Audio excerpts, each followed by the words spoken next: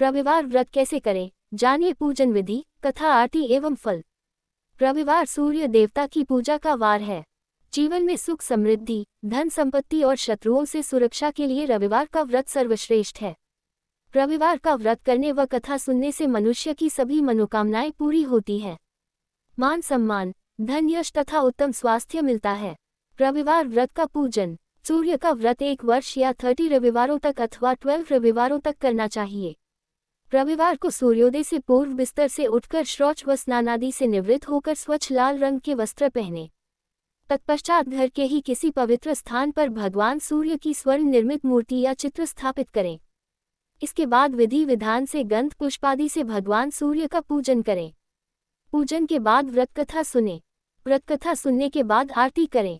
तत्पश्चात सूर्य भगवान का स्मरण करते हुए ओम ह्रां ह्रीं ह्रौं स सूर्याय नमः इस मंत्र का 12 या 5 अथवा 3 माला जप करें।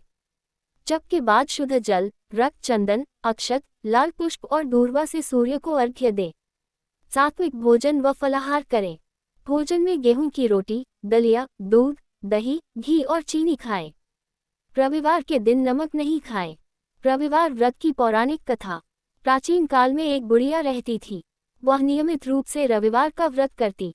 रविवार के दिन सूर्योदय से पहले उठकर बुढ़िया स्नान आदि से निवृत्त होकर आंगन को गोबर से लीपकर स्वच्छ करती। उसके बाद सूर्य भगवान की पूजा करते हुए रविवार व्रत कथा सुनकर सूर्य भगवान का भोग लगाकर दिन में एक समय भोजन करती। सूर्य भगवान की अनुकंपा से बुढ़िया को किसी प्रकार की चिंता एवं कष्ट नहीं था। धीरे धीरे उसका घर धन धान्य से भर रहा था। उस बुढ़िया को सुखी होते देख उसकी पड़ोसन उससे जलने लगी। बुढ़िया ने कोई गाय नहीं पाल रखी थी, अतः वह अपनी पड़ोसन के आंगन में बंधी गाय का गोबर लाती थी। पड़ोसन ने कुछ सोचकर अपनी गाय को घर के भीतर बांध दिया। रविवार को गोबर न मिलने से बुढ़िया अपना आंगन नहीं लीप सकी। आंगन न लीप पाने के कारण उस बुढ़िया ने सूर्य भगवान को भोग नहीं लगाया और उस दिन स्वयं भी भोजन नहीं किया। सूर्यास्त होने पर बुढ़िया भूखी प्यासी सो गई। प्रातःकाल सूर्योदय से पूर्व उस बुढ़िया की आंख खुली तो वह अपने घर के आंगन में सुंदर गाय और बछड़े को देखकर हैरान हो गई। गाय को आंगन में बांधकर उसने जल्दी से उसे चारा लाकर खिलाया। पड़ोसन ने उस बुढ़िया के आंगन में बंधी सुंदर गाय और बछड़े को देखा तो वह उससे और अधिक जलने लगी।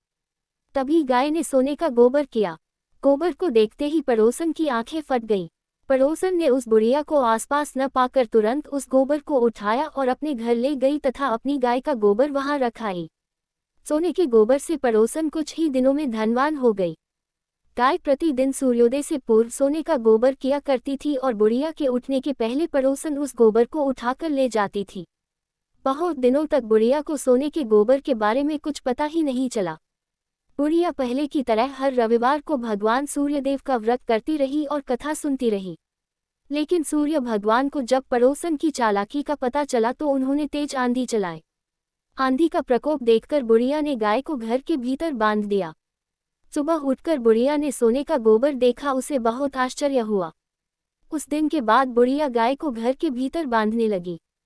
सोने के गोबर से बुढ़िया कुछ ही दिन में बहुत धनी हो गई। उस बुढ़िया के धनी होने से पड़ोसन बुरी तरह जल भूनकर राख हो गई और उसने अपने पति को समझा बुझाकर उसे नगर के राजा के पास भेज दिया। सुंदर गाय को देखकर राजा बहुत खुश हुआ। सुबह जब राजा ने सोने का गोबर देखा तो उसके आश्चर्य का ठिकाना न रहा। उधर सूर्य भगवान को भूखी प्यासी बुढ़िया को इस तरह प्रार्थना करते देख उस पर बहुत करुणा आई। उसी रात सूर्य भगवान ने राजा को स्वप्न में कहा, राजन, बुढ़िया की गाय व बछड़ा तुरंत लौटा दो, नहीं तो तुम पर विपत्तियों का पहाड़ टूट पड़ेगा, तुम्हारा महल नष्ट हो जाएगा। सूर्य भगवान के स्वप्न से बुरी तरह भयभीत राजा ने प्रातः उठते ही गाय और बछड़ा बुढ़िया को लौटा दिया। राजा ने बहुत सा धन देकर बुढ़िया से अपनी गलती के लिए क्षमा मांगी।